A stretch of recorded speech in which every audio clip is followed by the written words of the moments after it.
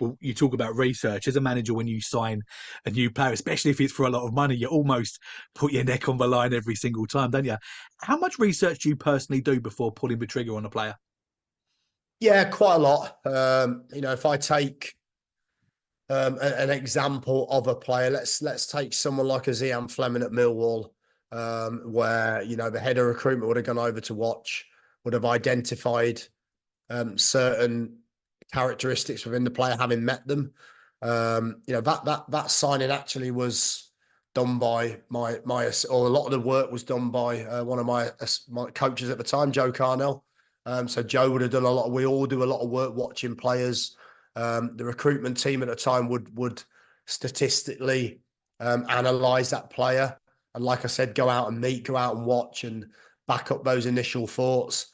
And then as a manager, you would just watch lots of footage. I'd always do the same. I'd never, but not never, because obviously the game has changed a little bit, and with directors of football in place and their heads of recruitments in place, that often now a manager would get probably three players put in front of them and have a little look. But however it works, I would always want to watch a lot of that player, because I think it's easy for someone else to say this is statistically what we want.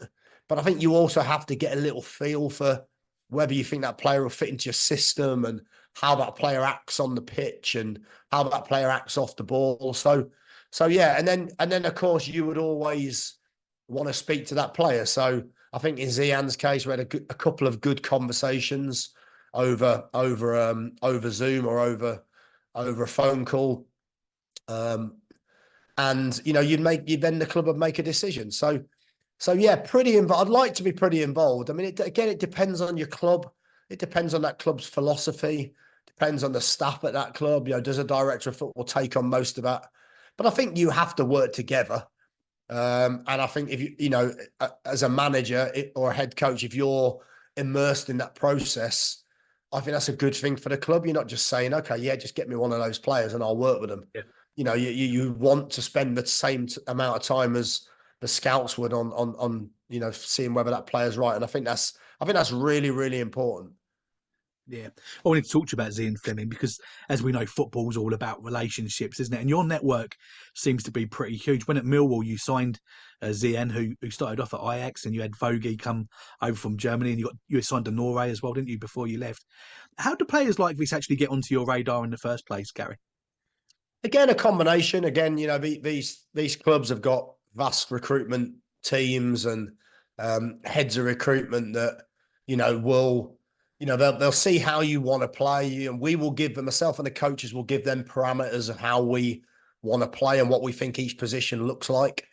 In that case, we were looking for a number 10 that had a goal scoring record that maybe could fit the profile physically of playing for Millwall and playing in the Championship and playing in English football, playing 46 games and cup games. It's very different to the Eredivisie in that sense. So you have to always have both an eye on things, because sometimes stats, I think, can bring up players, but maybe those players are not quite a good fit for the British game in certain ways as well. Different types of players.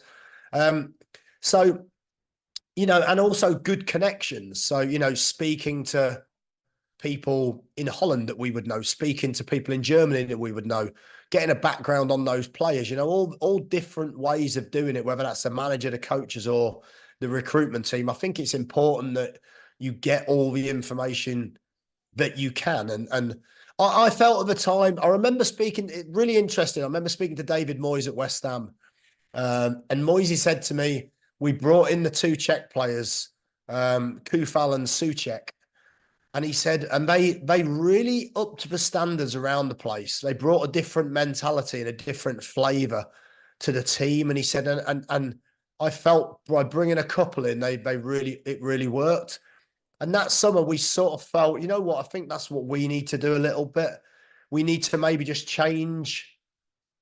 not change the culture at Millwall, because it's happened over the years, but maybe bring in it's easy to sometimes say, this is a Millwall player, or this is that, or whatever that is. But sometimes it's also, you have to change some of those parameters and push the boundaries a little bit. So we wanted to bring in a couple of different types of players.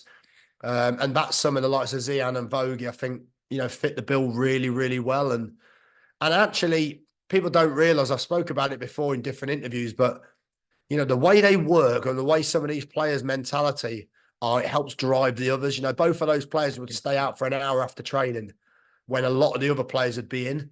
And bit by bit, you see 3 players staying out, you see 4 players staying out, you see 5 players staying out. And actually, they can change your culture more than a manager. So I thought, it was quite a clever sort of hack, not just to improve the team, but also, try to improve the standards within the group as well.